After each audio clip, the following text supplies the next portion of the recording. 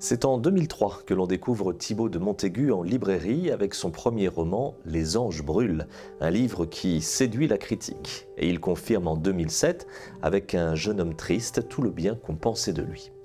Même si c'est par Sciences Po, puis des études de journalisme que le jeune Thibaut a suivi ses études, la littérature était pour lui comme une évidence. On n'est pas le petit-fils de Gaston Gallimard pour rien. L'écriture de Thibaut de Montaigu est fulgurante, incisive, allant de la désinvolture à la désespérance, une écriture crue aussi parfois, depuis que ses romans se sont transformés en récits plus introspectifs, avec notamment Voyage autour de mon sexe ou La Grâce.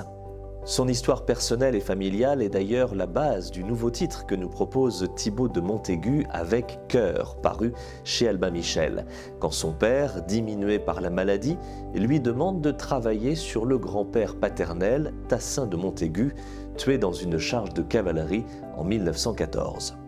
S'engageant à contre-cœur dans ce projet d'écriture, l'auteur va finalement découvrir l'étrange destin de cet aïeul méconnu, mais il va surtout révéler des facettes insoupçonnées de la personnalité de son propre père et par là même se révéler à lui-même.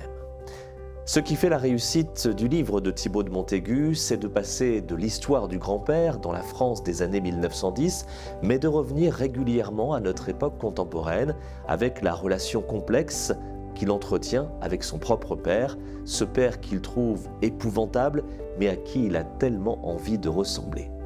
Et au final, voilà un formidable livre sur l'amour filial et sur la relation père-fils, une histoire à laquelle chacun pourra d'une façon ou d'une autre s'identifier.